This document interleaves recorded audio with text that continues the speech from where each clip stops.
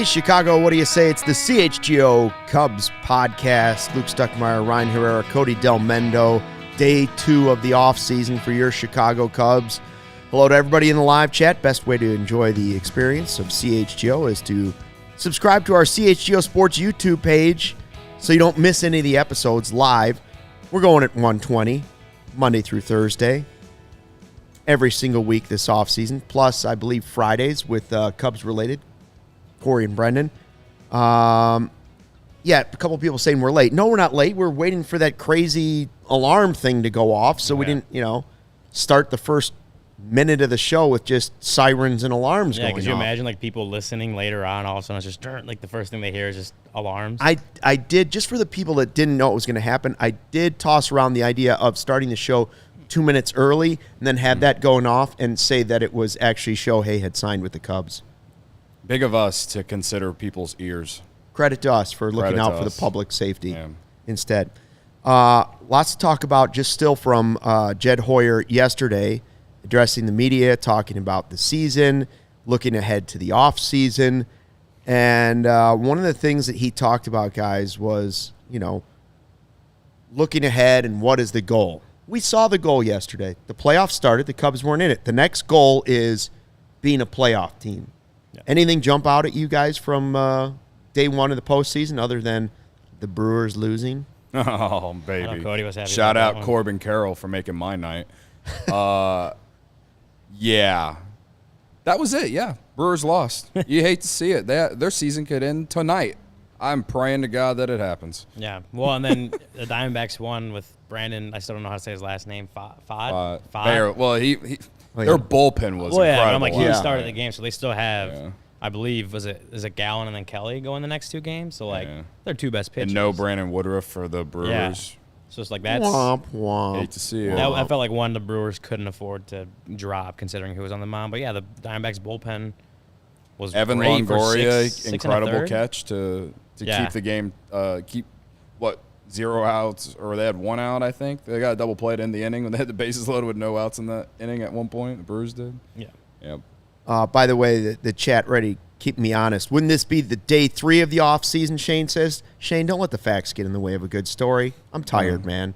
Day 2, day 3, month 4. At this point. Still recovering from September right now. That's right. Still recovering. If you've never tuned into the show, just know, never let the facts get in the way of a good story. Ever. That is rule number 1 here. We're going to talk a little bit about that, We'll actually get into that because some facts are facts out there right now. FAX, baby. Let's start, though, with what Hoyer was talking about when, he said they had a series recently that kind of opened his eyes and reminded him this is the goal, right? Who's the goal? The Atlanta Braves. Sarah, go ahead and play a little Jed Hoyer for us. Yeah. Well, I think that's really important. I would say that, and I said this, I don't know if you were in Atlanta or not, but I said this in Atlanta, when you look across the field and you watch them play, I love playing series like that because that's what the standard has to be. That was the way we looked at the Yankees when I was in Boston. That's what we looked at the Cardinals when I first got here. And Atlanta's that team now. You look across the field, and that's how you get to 20% World Series odds. Is to have a roster like that. Can we create that in one offseason? No, right? That's really difficult. The key is to build a team that we feel like gives us a good chance to make the postseason. When you get in the postseason, anything can happen, which is part of why it's going to be really painful to watch games this afternoon. Is knowing that we had the ability to have that chance, and we didn't finish the race. And I think that has to be the goal. It takes steps to get to the place where those teams are at. That it's not going to be one off season to make that leap. I think when people look at our roster, they're going to know it's a playoff caliber roster, and hopefully we can add to that roster. But I think to make the leap up to Atlantic territory, that's going to take a little bit of time. Okay, I can buy that. I can buy what he's saying. That doesn't mean we should lower our expectations. Doesn't mean we should say don't go after Ohtani, don't re-sign Bellinger, don't get this guy. It just means even if they got Ohtani, it doesn't necessarily make this team the Atlanta Braves, right? Yeah. So, okay, Agree. Not one off season. I will say, though, we're going into year 3 of the rebuild because last year was Dansby. The year before that was Saya. So it's not one off season, but I'll agree with what he's saying. So now we're going to talk about the ways they can become the Atlanta Braves in the near future. Ryan's over here getting a little nervous, so we're going to go through. We're going to get through that. The start of the second segment, I want you to be able to call your friends, call your neighbors, call your relatives, let everybody know there is a beer bat coming today, a beer bat chug. Is it from Cody? No, because Cody refuses now until the Cubs win another meaningful baseball game. That will be the next time he chugs one. Or if they sign Ohtani. Or Bellinger. So why would Ryan, a man with the Baseball Writers Association super card, chug a beer out of a beer bat on our podcast?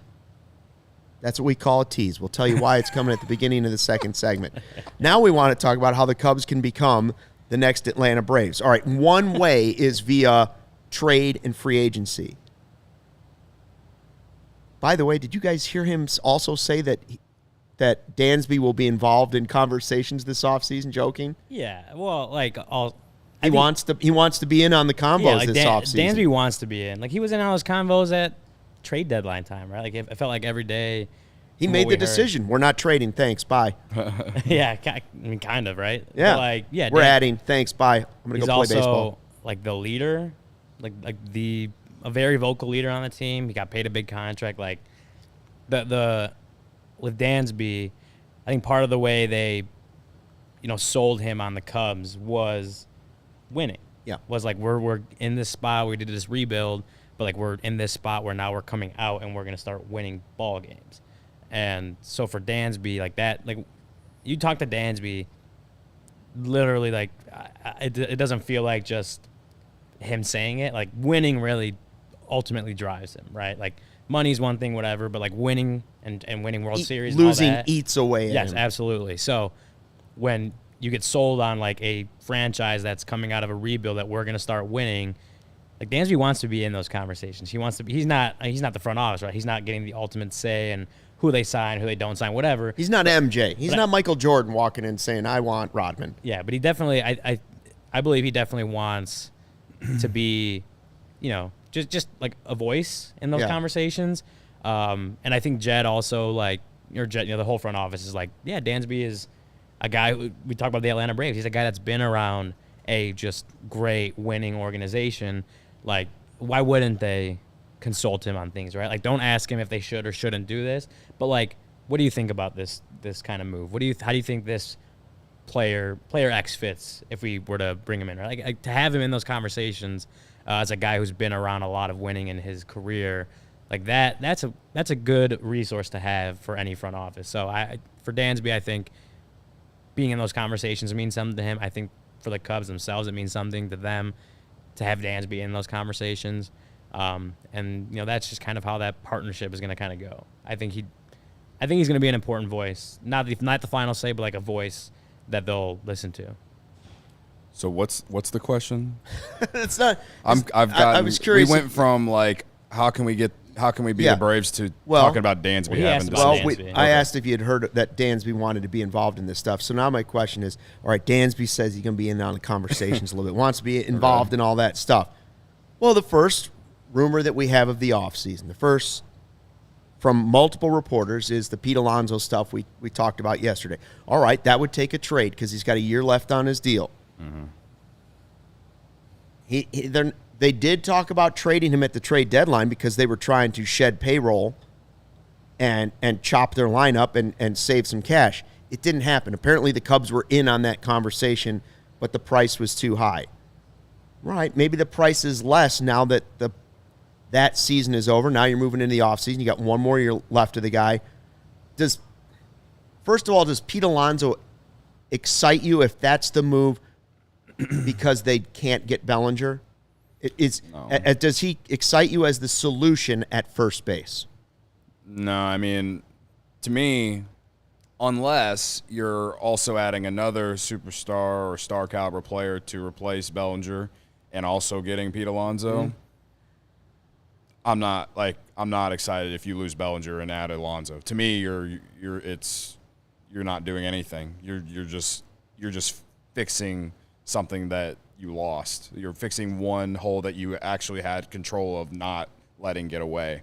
Now, if you have Bellinger and Alonso, yeah, I can get excited about it. You can put Alonso in the DH spot and still play Bellinger at first if you want to give PCA that opening day opportunity, or you can put Bellinger in center if you still want PCA to get some more seasoning down in AAA and play Alonso at first. Yeah, I mean, that's the way that I look at it. He hit 40 bombs last year? 46 homers, 100 RBI. His slash was 217, 318, 504 with a 121 WRC plus and a 3.2 WAR. Yeah. I mean, he's a three-time All-Star. The only thing that I think is kind of weird about it is if he were to be a solution to replacing Bellinger, he's a right-handed hitter, right? Yeah. Okay, I need lefty thump, so now you got to find the lefty thump somewhere else.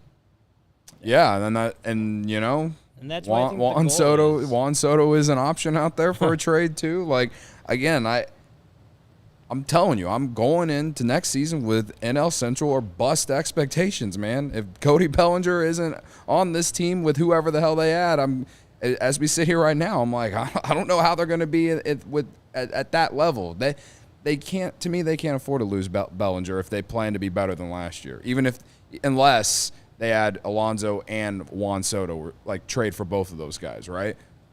Then I could probably talk myself into it. But if it's just you lose Bellinger and you replace him with Alonso, or you lose Bellinger and you replace him with Juan Soto, I don't feel any different about the roster, to be honest with you. Right. So, yeah, like those guys would be great additions to go with the roster that they have.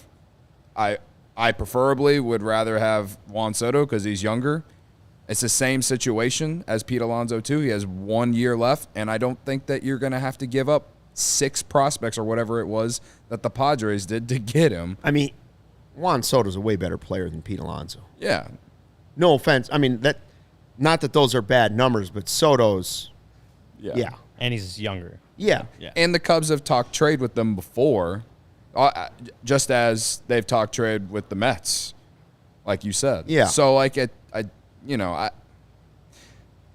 realistically, I think one of them could be a Cub next year. I don't know which one, but I would say if it's Soto, to me, he's more likely to be your DH than anything. I don't know what his defensive metrics were with the Padres, but I know that it's not necessarily his strongest point of his game. So, yeah. If you're replacing Bellinger with Soto, you're also losing defense too. Like, it just keeps bringing me back that Bellinger is such a key piece to this team on being better than this season. You know what I mean? So, but as far as like the two, I mean, Alonso would be a great addition at first base. Adding his bat, depending on how you did it, would be a good thing for the Cubs. We can agree on that. I mean, the guy can hit home runs. They need more thump. They didn't have anybody that hit 46 home runs. Yeah. Maybe Bellinger hits 35 if he's healthy the whole season. Maybe, I don't know, but 46 is a big difference. Yeah. Like, that's what Jed also talked about is we had 6 guys that hit 20 home runs, but we don't have anybody that was that 35 and over guy. Yeah. And so that is something they need to find. Now, Shohei would give you that too. I'm just saying. So back to the Atlanta thing, though. Yeah. Like, when he talks about, like, that's the standard, I feel like, because we've talked about it with, like, the Dodgers, too. Like, the Dodgers are also the standard, right? Sure. Like, they lost some guys to free agency. They didn't even try this past offseason to get better, and they still end up being the second best team in the National League. They let Bellinger go away. Dustin May gets hurt. Added Jason Hayward. Dustin May gets hurt. Walker Buehler was hurt last year and didn't pitch this season, I think. Urias got suspended or whatever. They lost. They're like losing guys left and right, it feels like, and they're still winning 100 games. So it's like those two are the standard, at least National League team-wise, because they consistently put out great teams, like championship contending teams.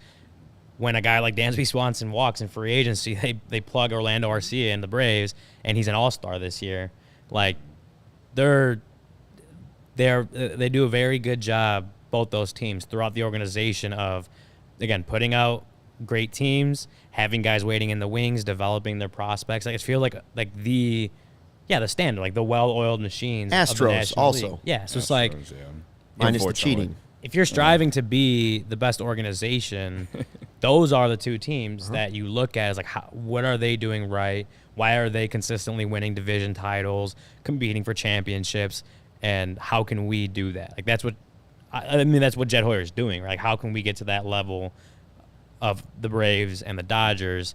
And like he said, it's not a one-off season fix, right? But it's also things that they've been doing, steps they've been taking the last few off season, which starts with like the overhauling the pitching infrastructure. You know, they went out and got Seiya a couple winters ago, and you know, he's had his struggles in 2 years, but like the last 2 months of the season is when you really thought like this guy could be a really freaking good hitter in Major League Baseball. You know, last year obviously getting Dansby and extending Happ and Nico and all that. Like, they're taking the steps every year, so it's not like this is year one and they're like gonna try to go all in. Like, but it's like they're taking those steps every year, and now it's like this winter is going to be another potential step they take towards getting to those elite organizations. And yeah, it's not a one-off season fix. I don't think they'll get there for 2024 as far as like complete organizational health and championship. Like, I don't know they'll be at that level by next season, but like this is another winter where they can take an important step to potentially getting there, because that's the goal for an organization, is to look like what the Braves and the Dodgers do year in, year out. So if the Cubs want to get there, like this is just, they have to keep taking those steps every offseason. I would say organizationally, they're at least on their way. Like, the Major League team isn't there yet, but they do have a top 5 farm system, and they have found diamonds in the rough with guys who weren't necessarily highly touted prospects, like Justin Steele, like Christopher Morel, you know? Yeah. Like, organizationally, they're on their way. Now, the key for them, and this is how they will have sustained success, is after they promote some of these guys to where their ranking will fall down, how do they replenish? Do they continue to develop? And that make good draft picks, right? And that was something that they failed to do after 2015. Yeah, after Brian Schwarber and those guys came up, it was like they didn't have they didn't have to be top 10 prospects, but they have to be guys that maybe borderline top 100, right? Whatever, or just guys that are going to be able to supplement. They don't have to be the stars of the team, but guys that can contribute and produce and just supplement those guys. Because like, they brought up Chris Bryant, like Rizzo, Bryant, Schwarber, like that core, and they were all relatively young, so it's like they weren't high-priced, like free agent signings, right? It was a bunch of young guys who were just coming up together and producing like we've never seen the Cubs produce before, but they just weren't able to fill the rest of the gaps in with their own guys after that. And I think that was the problem of the last championship window, was they just didn't produce the prospects on both the pitching and the hitting side that were able to like fill in those gaps when, you know, some guys like a Jason Hayward just underperformed, or guys, left the team, like, you know, Ross or Miguel Montero were gone. Like, just those kind of little, the margins, right? When we talk about the margins of the roster, if you can fill those margins with your own prospects that have come up through your system and are good, that's another goal that they should be having. But they weren't able to do that last time. Like, that's got to be, they got to figure out how to be able to do that this time. And it's why they've also, when they made the trades, getting rid of the Bryants and Javi and Rizzo and all those guys, it's why they didn't do it exactly the same way they did it last time. Okay, first of all, that the first group that won it in 2016, those guys were higher rated prospects because they were closer to the big leagues. They all came up at relatively the same time, within a couple years, right? It was a group of young players that all came up, and no matter whether they had success right away or not, 2016, we got this huge influx of guys that became Rookie of the Year, your first baseman. You know, you had Wilson coming behind, you had Happ coming, you had all those guys started coming up at one time. This time around, they've decided what we're going to do is we're going to stagger those prospects a little bit. We need to have waves of prospects coming. So James Triantos, who's at Arizona Fall League this year, is still a highly thought of prospect, but he was further back. So a team was willing to give up on him a little bit more you could take a higher risk prospect like some of these other guys, because when you were getting them, I'm not saying Trianto specifically, I'm saying some of these guys were coming at a later wave. If it's a single A player, a team's more willing to give them up, but you still might have their reward, and you can now stagger the waves of when you hope your farm system isn't just top heavy. Instead, it's like waves of guys coming in. Now, I will still caution on the Alonso thing, and don't confuse what we're saying here. Cody made a good point. We're not saying we don't like Pete Alonso. We're saying Pete Alonso would be a great bat to add. If you're saying he's just going to replace Cody Bellinger, that's a different story. Yeah. Depends on what you do after that. Yeah. Correct. Yet he's a different player than Cody Bellinger. More thump? Yes. More strikeout? Yes. Not as good defensively? Yes. He's not the all. Did you see how many times with 2 outs and 2 strikes Cody Bellinger would just flip the ball in the left field? Mm-hmm. That's a good guy to have on your team. Could I see the Bellinger-Alonso thing together working? Yes, of course, like you were saying.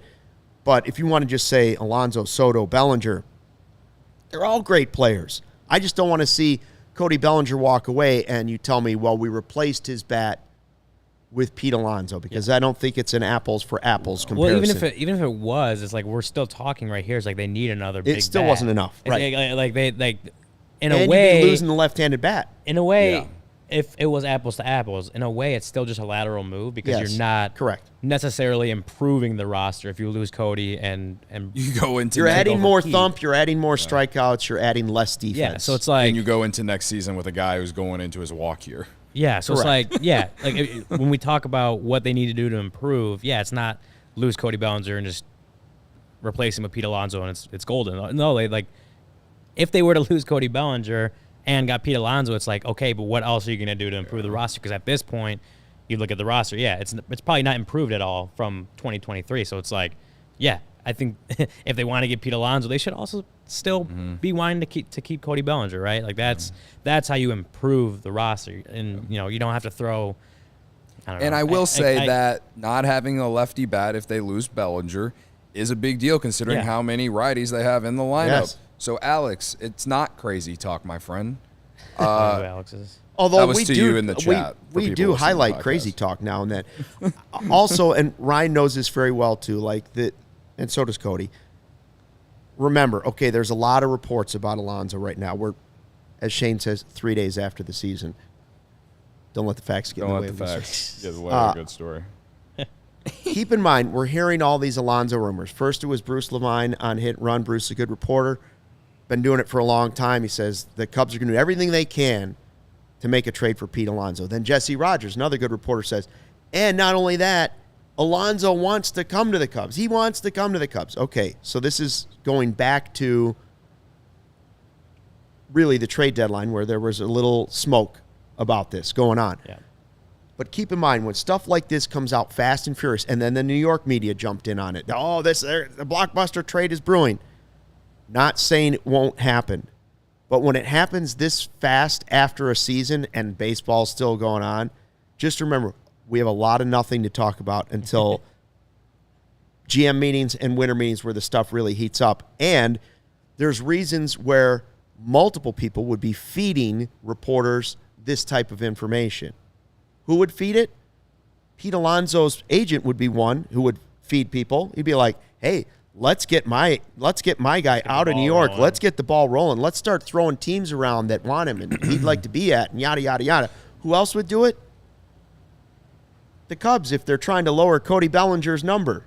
Be another reason you could do it. Somebody from the Cubs could say, hey, man, what? It's all about leverage. We're looking at Cody. And we don't necessarily have to rush to Cody, Scott Boras. Look, we're talking Pete Alonso. Yeah, it's all about the leverage, and that's why, like, when it's a game, it's all a big game. It's like even in Jed's, like, press conference, right? And, like, people are saying a whole lot. Like, he's saying a whole lot of nothing, blah, blah, blah. But it's like, also, it's like, you're going into the offseason. You don't want to give up the kind of leverage you could if you, like him and Rick, neither of them explicitly said, like, we're going to go over the luxury tax or competitive balance tax threshold this season, yada, yada, yada. Yeah. Neither of them did. Why? Because if you put out there that you are definitely going, that gives player agents like, okay, we can probably get some more money out of the Cubs because they're willing to go over the luxury tax threshold. Right. So it's all about keeping the leverage. You don't want to show your hand before you have to kind of thing. And so, yeah, no, like keep your client's name in the news. Yeah, it's all that. Both so sides. Other teams think about it. All both of that sides stuff. both sides are trying to leverage their way to better deals for them. By the way, Mets president David Stern says he expects Alonso to be the Mets opening day first baseman for whatever that's worth. Because, again, that could be BS, too. I'm glad he brought that guy's name up because he's the one who left Milwaukee and is now with the Mets. And, like, he's one of the best young executives in baseball, man. So, and with the route that it feels like the Mets are going here, if they do trade Alonso, like, listen, I know the Cubs have a very deep farm system, but I'm just a little weary of, like, the Mets returning the favor of a fleece job, okay? Because we fleeced them for PCA. And listen, preferably, I would like both teams to win the trade, right? But you'd prefer not really. The Cubs to win the trade. I prefer I would. Okay, the one-sided fleecing is okay. My biased fan says that I want the Cubs to win the trade, but I also want teams to want to trade with the Cubs at the same time. So that's why I said that I would like both teams to have success from the trade. I guess I'm curious to, like, how much it would take for Alonso.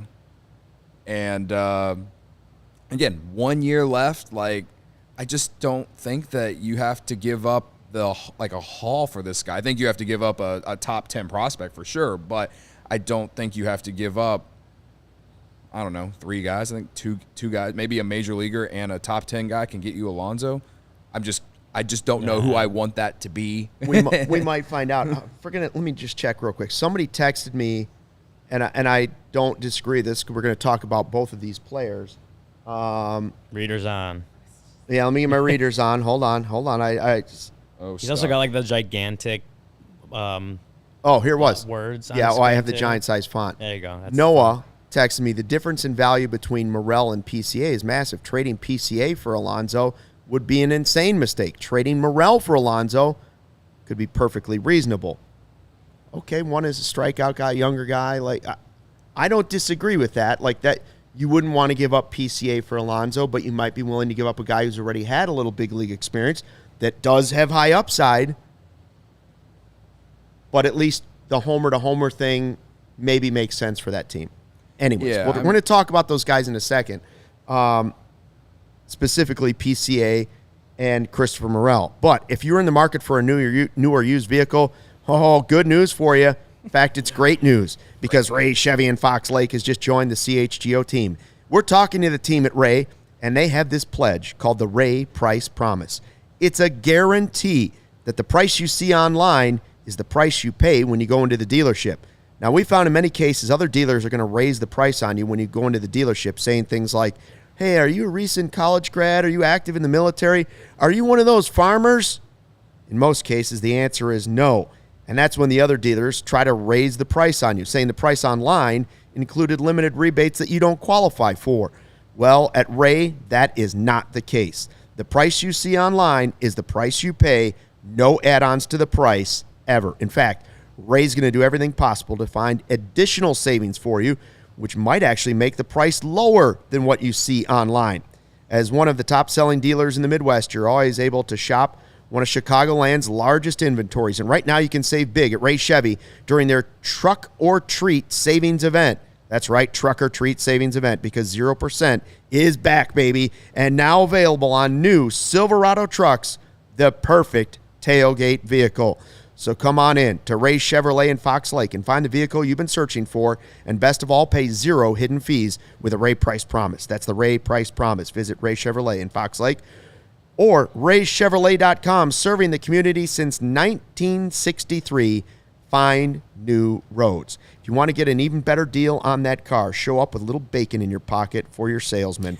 Charlie the Bacon Guy is based out of Woodridge, Illinois. He makes craft bacon and jams. It makes a great gift for that salesman that might sell you your next car.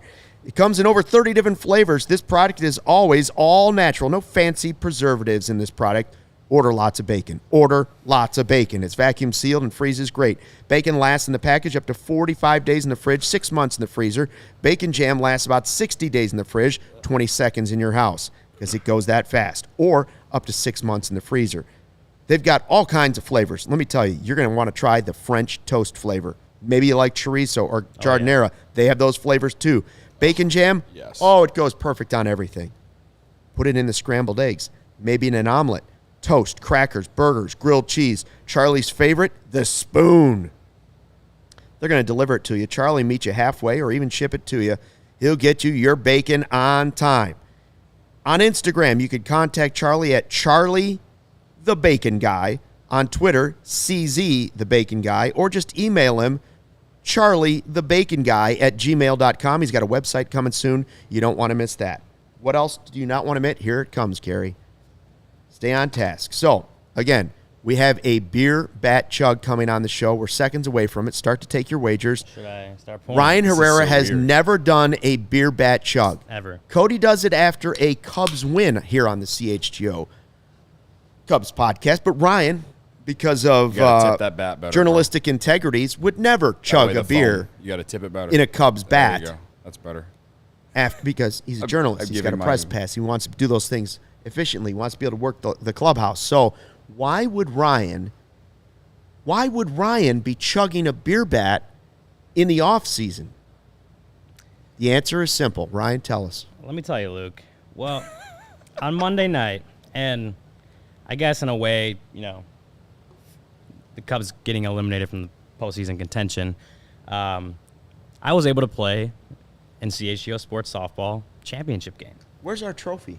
It's right back there. You can see it right behind us. Hold Yeah, on. get that Continue, trophy. Ryan. It should be on set, honestly. I had a good game. I had a good game in the championship. Had a couple catches. I was very proud of myself, and we won the whole thing. Only our second year in the league, we won the whole thing. And like you said, I've never done a beer bat before. Don't really get to do them. And this is. You're going to do a dedication? The first step is the dedication. Cody will tell you. The first step is the dedication. It's a process. Now, by the way, I do want to point out that I have suggested that if you don't want to do the beer bat, you could chug straight from the cup. We could pour it in the cup if you don't want to do the beer bat. It might be a lot harder than the beer bat. Well, and it also could be like the I would have Stanley no Cup advice. based on what everybody did with this thing afterwards. It could be like the Stanley Cup. There could be like 4 or 5 lip funguses on this thing. No, we're doing this. All right. Oh, Mario wants to So come I over guess and see am I this. dedicating? Mario. I am dedicating this to the CHGO Sports Softball team. Champions. The champions. Credit to Ryan. Cup. Big of me to KUP for say. Earth Are we Cup. timing this? There it is. Hold on. I got to get the timer ready. Hold on. I Do get we to have- do a timer for once. Let's Robert go. Nash is calling 21. Now, remember, this is a kid that went to Mizzou, so he knows how to chug Put in the some comments beers. what you think the time will be. I've never done this before. This is the guy that went to I will be optimistic, and I will go 11 seconds. Cody's 11 best seconds, is okay. 8.5, we believe. Now, remember, what is the problem with spitting up? If you spit up this beer, what happens? Do we have to? I don't know. I won't spit It could be 4 years of losing. All right. 4 years of losing. Godfather said we won a bad division. All right. I disagree. There were some I'm good gonna teams. call 10 seconds. Okay.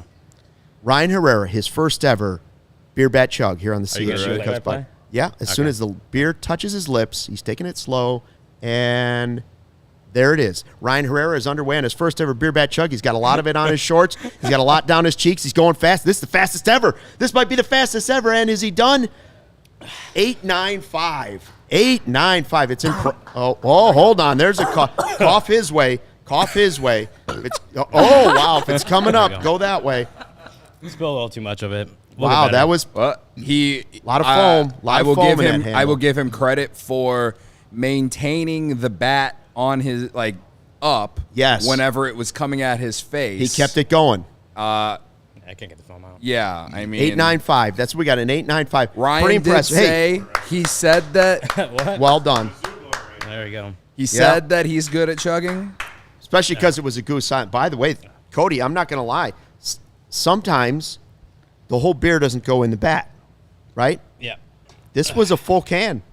This was a full No, I chug, put the so whole, that's I put the whole thing in Oh, there. you do? If it's a 12 ouncer. If it's 12. If it's a 16, that's shit, right. Yeah, the that 16 shit fucks me up. You bro. can't do Yeah. it. Can't I do the can't full do the 16. I'm not proud of it. I spilled too much the first. Craig's is couple very gulps. impressive.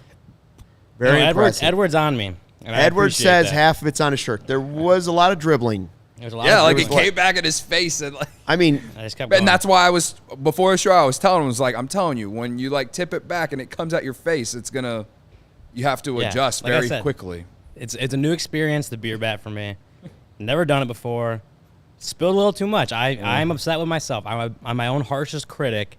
It was not the best chug. You should just do one every week to celebrate the softball championship, though.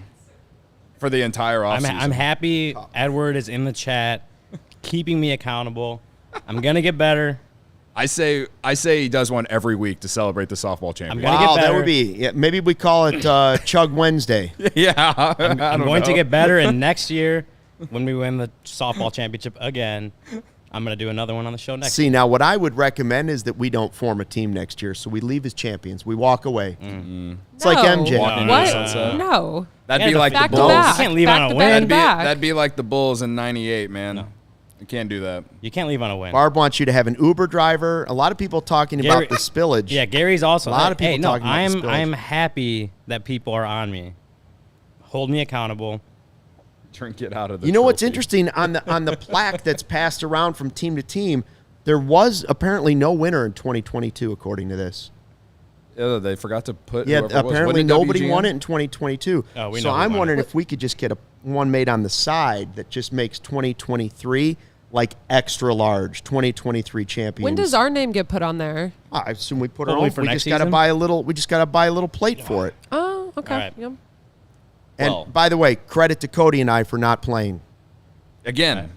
That's our contribution. That's my contribution, baby. Again, All right. though, I do think if everybody had to pass around day with the cup, could be a little content. All right. Are you going to have a day with the cup? Maybe. Oh, let us know when it is. You know, your family's going to want to see it and take pictures with it and stuff like that. Hey, you know what? Now I know what to expect out of I this don't know beer where- bat. So Where do I put this thing? What do I do with it? next one will be better. Again, I still think you should just do one once a week now for the off season. I think that'd be incredible. Just to One a week. like continue to celebrate the softball championship. Just keep going. Yeah. Outside of the ringers, And you- because we and know you we have had a to- few ringers. You have to get better. Like Yeah, I gotta get better. next week, you have something to build off of. Did Kevin Wells play for us? He did not play for us. Okay, I was just making sure because I know he played for WGN. I wanted to make sure he wasn't jumping ship No. and then trying to cling on to our He championship. did not play for us this year. But Moriano played for us. he did stick around after the semifinal game and cheer us on against Odyssey. So Now, did Mark Carmen actually play? he did. And no Achilles injuries? No, not that I Very know of. impressive. I saw Very him. good. I saw the video of him running in from right field celebrating after the final out. He was out there. Ryan had a couple of hits in the championship. 2 So for 4. really, CHGO Cubs may have contributed more to the title than anybody else. And some people are saying that we are now the most successful sports franchise in all of Chicago right now. Don't let the facts get in the way of a good story. People are saying it. I'm not saying it, people are but some saying it. people are saying that. Yeah. Most winning All right. franchise. All we do is win, win, win, no matter what. All right, I'm sorry for getting us off All right, track. sorry, for so totally long. off track. We're almost out of time on the whole Well, this is podcast. what we do. Barb's hoping you don't throw up, and that's me. We got too. the No, I'm good. entire Don't worry. offseason to talk about this team. You can deal with 10 That's minutes. right. Of We got a the couple All beer right, videos so to watch. we were talking about how Jed Hoyer in his press conference said, "All right, the Braves are the blueprint. They're the standard. We got to we can't do it in one off season, but that's where we want to get to." We talked about trade or free agency. We know that Shohei would be a huge boost. Re-signing Bellinger would be a boost. Trading for Alonso could be a boost. There's free agent pitchers that we'll talk about in the offseason. But phase 2 of that, making yourself the Braves, is developing your own young players, right? Yep. That's really what it is, because when you develop those players, they can push out the big money guys, and you can afford to lose Carlos Correa if you're the Astros, or you can afford to lose Cody Bellinger if you're the Dodgers. The Braves moved on from Freddie Freeman, found another guy to come in, and there are ways to do it. So we saw our top prospect come up in Pete Crow Armstrong at the end of the season. A lot of people were begging for PCA to come up. Now, I got a message today, again on Twitter, somebody saying, I wish they wouldn't have called up PCA because it sort of killed the buzz and excitement for me. I wouldn't go that far. No. Here's what Jed Hoyer had to say about PCA's call-up late in the season and what it will mean for his future going forward, or what he hopes it means? He struggled at the plate when he was here, and I told him this. I sat down with him on Sunday and told him this. Like, I actually believe that will end up being the single best thing that could happen to him in a lot of ways. He's such an exceptional defender. I think everyone saw that. He's going to prevent so many runs defensively. I think as he sort of refines his base running and stolen base, he's going to have such an impact on the bases. He is a good hitter. I think he's, certainly, probably realized that he has to make certain changes offensively, and I think realizing that now is really key. I think this is the big leagues. This is the best league there is, and the pitching is a lot better than it is in the minors. And I think seeing that up close and personal and realizing, okay, there's probably adjustments I have to make. And I told him, I said, hey, I watched Anthony Rizzo hit 141 over roughly 150 plate appearances in 2011. And he was a top 10 prospect. He had incredible minor league numbers. He came up to the Padres and, literally at 141, he looked terrible. And we sat him down at the end of the year and said, like, okay, you saw what it's about. You have to go make real changes. And, thankfully, the Padres traded him to here after we came here because he hit 141. But he showed up in spring training the next year, and he had completely altered his swing. He realized there were certain pitches he couldn't get to, and he needed to make those adjustments, and he made those changes. And I think he hit 285 in the next year in half a season. There's no way he makes those changes if he doesn't struggle. And struggles are really, really hard to watch, and struggles are hard to go through as a player. But if you take them to heart and you're willing to go work on it, I think it can be the single best thing that ever happened. So I really believe that, certainly I wish he'd come up and hit 500 and led us to 4 more victories. That didn't happen. But second to that, I think having that experience where I think he's going to take that to heart and go make those changes, I think is really important, because he's going to be a good and very impactful player in this league for a long time. I don't think him struggling for a couple weeks in a pennant race is going to make the Cubs think he's not the guy, that he's not their top prospect. I don't think that's the case. Now, they may have seen Matt Mervis and said, that's what we thought might happen at the major league level earlier this season. I don't believe that happens with 21-year-old PCA, your top guy. You could see the athletic ability. Defensively, the first day he makes 2 great catches, you're like, wow, this kid can fly. Was he perfect on the bases? No, but you can see the speed, and he's young. So what he's saying is now he finds an offseason where he's like, okay, maybe I'm not everything everybody was puffing me up to be. I can be, I will be, but only if I work hard at these things this offseason. I love the part about the swing that, if he's going to find that out eventually, this part of my swing may not play like it did at the minor league level. Cody and I talked about it, how guys in the minor leagues can get away with certain things, especially at AAA. They dominate, and they just keep doing things the way they're doing it because the results are there. They see the home runs flying, or they see the 15 strikeouts they're getting, and they keep doing it. But when they get to the majors, it doesn't always work, and you have to go back and fix that, even if that means struggling a little bit in an off season or at AAA for a short stretch, because that's what's going to make you a better major league player. Yeah, and so, Pete Crow Armstrong, I actually had a conversation with him over the weekend up in Milwaukee for a piece that's going to come out later this week. But, he is a very, introspective, for a 21-year-old, introspective, good self-evaluator. And it was a little bit of a surprise to see. I just hadn't interacted with him a lot, so I didn't, kind of know how he approached things. But he was very, open about what he feels like he needs to do better. And it was very good to see him acknowledge that. But one of the things is kind of like what you mentioned, not even just with the swing. He pointed out that game in Colorado when he got thrown out by Edwin Diaz. I think was trying to steal third, maybe. But he pointed that out, and he kind of went on to say, I can't always rely on my athleticism and speed or whatever at this level. And so to hear him like really, it's only a couple weeks after that happened, right? And just to already be reflecting on that kind of stuff, whether it is the base running, whether it is the swing that had gotten him here, but didn't look great in his limited plate appearances, right? Like, he is very self-aware of what he wasn't doing right and what he needs to work on. He even talked about, like, being better about moving back on fly balls, like, over his head and just getting better at that kind of stuff. So it's very, for a 21-year-old kid coming up to the big leagues for the first time and not really playing a lot, obviously, as we saw, he had to fit into, like, a specific role on a team making a playoff push, but he can already see the things he needs to do to be better at the big league level, to have success at the big league level. And, like, I think you can fully expect him to attack the offseason with those things in mind.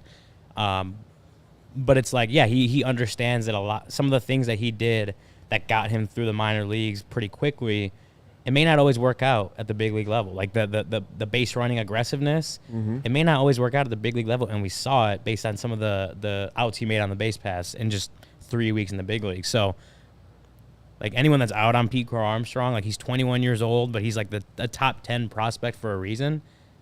Like, he's going to take this offseason, this winter, and whether he starts the season on the opening day roster or not, he is going to take everything that he learned in his time with the Cubs this season and attack the offseason to focus on the things he's already kind of reflected on and already pointed out as, like, I need to be better at this, I need to be better at that, so I can have success in the big leagues. And I think for Pete Crow Armstrong, like, that's, again, for a 21-year-old kid, like, he's not going to be 22 until March, like, almost opening day. Like, to hear him talk about that and already be reflecting on, like, these are the things that I need to work on was, like, very mature, and, like, you get, okay, he gets it, right? He might be young, but he gets it. Yeah. When I think about PCA right now, I think about the last game of the year when it didn't matter, but when the game ended, I remember Marquis, like, panning to, like, the Cubs dugout. Everyone's just, like, getting their stuff off the bench, picking up whatever they need to pick up to take in the clubhouse, whatever. But PCA was just kind of standing at the top of the dugout and just, like, kind of staring out, like, knowing that the season is over or whatever. And he just had this look on his face of, like I need to get better. Like, that's what it kind of read to me based off what I saw, what they put on Marquis. And I felt like he did that the night before too. So, yeah, do I think that we have yet to see the real PCA? Yeah. Yes. Is there a lot to improve on? Yes. He swung and missed at a lot of fastballs in the zone.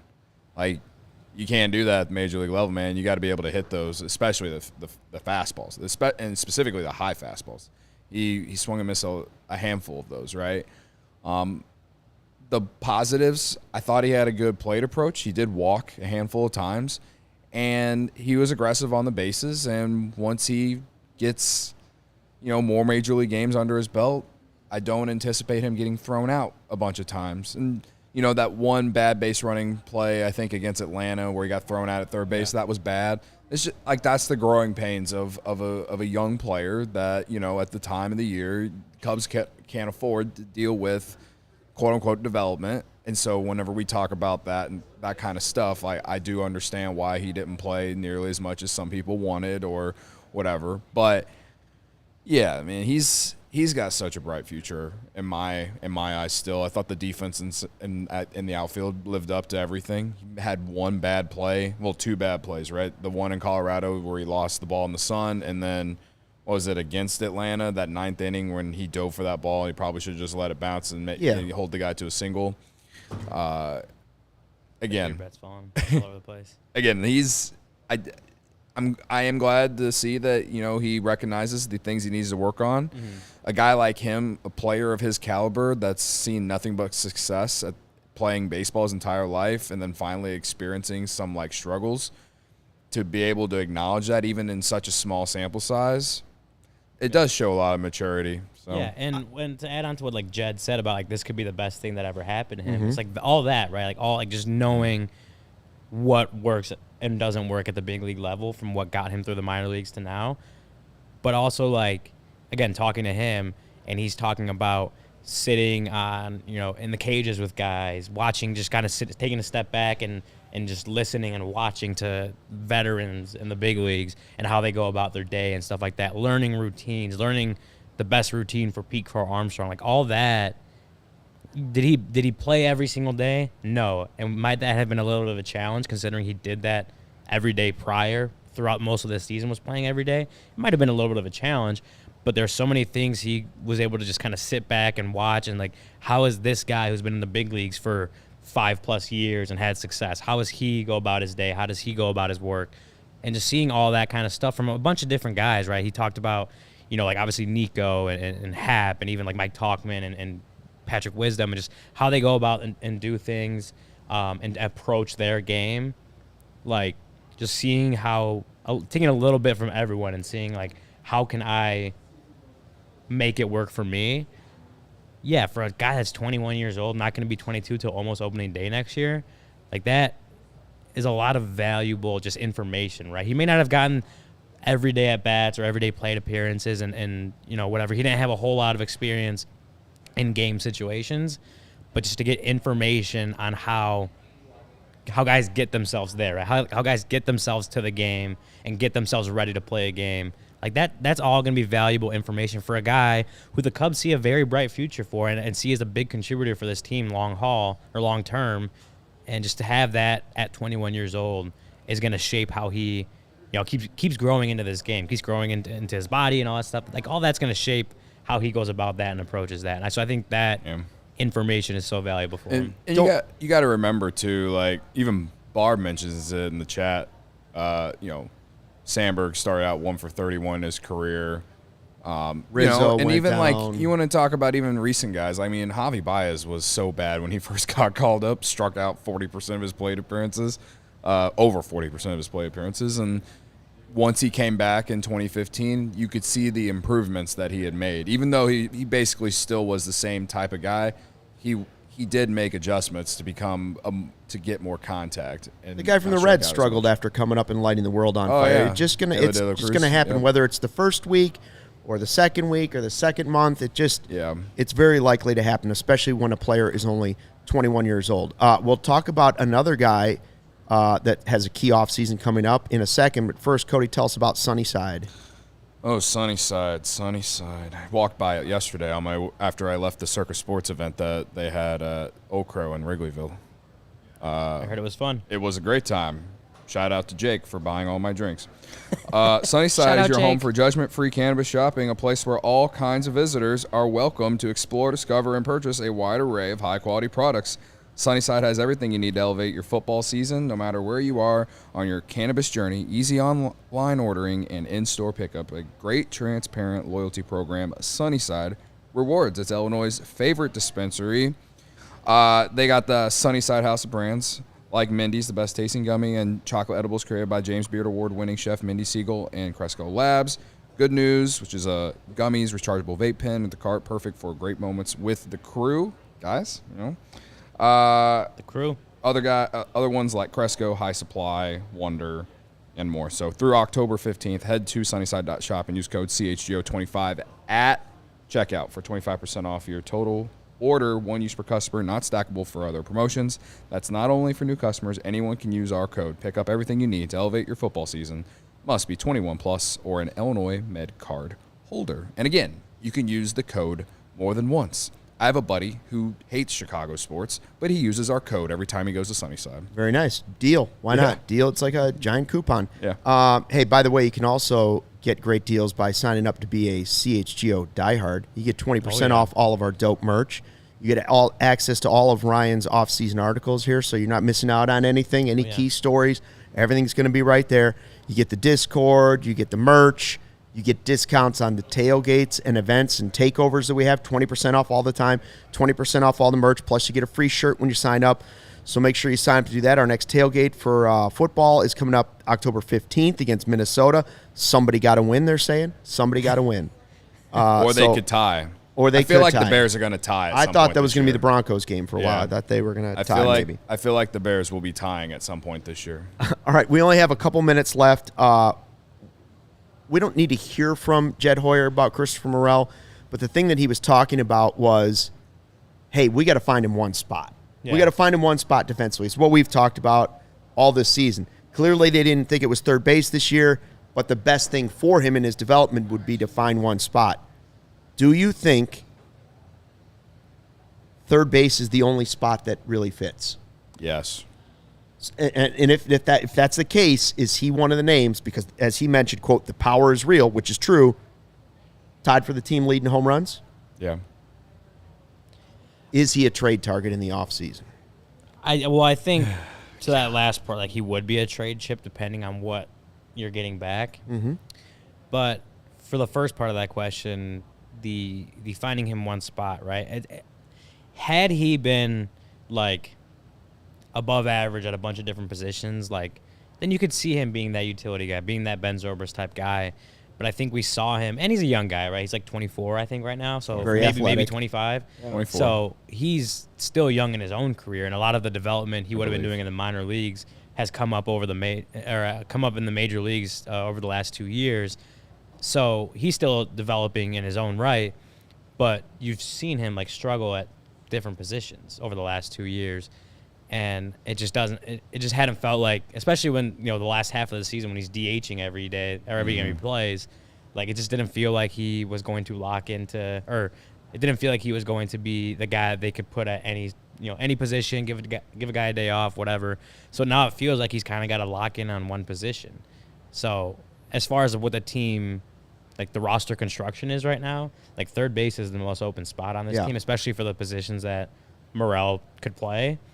So that would be – that's what we talked about last offseason too. Like that's his best shot at like locking down one position everyday playing time would be if he can figure it out. He's got the athleticism for it. He just hasn't always had the success when he's played there. So that's – when we talked about like with Nick Madrigal learning third base last offseason and he surprised us and was very solid at third base, like now Morel – like if he wants to lock down, if he wants to be that third baseman for this team, like it's a very big offseason for him to work on that kind of stuff. Yeah, man. I think, what did we say a few weeks ago? We were like, they need to get Morel into like the Madrigal program of defense program for real. Like, I feel like if it's not third base, like he can't be your starting center fielder, but I felt like out of the outfield positions, that was probably his best. And I'm not even sure what the defensive metrics are, but I'm sure they're not good anyway. So like again, it's like not your first option in center field, but third base is the only spot that legitimately feels like a guy like him could play because first off, the Cubs have a hole there. Second off, he has power and they need power at third base. I don't care how many times he strikes out. He's going to strike out 30 times or 30% of his play appearances. Alonso will strike out. Right?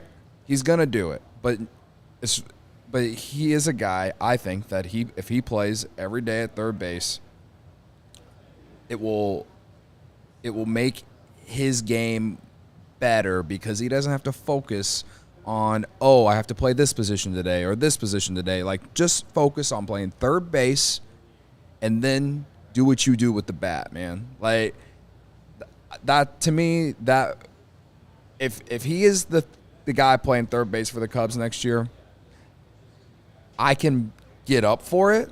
I would prefer they trade for Jose Ramirez, but whatever. But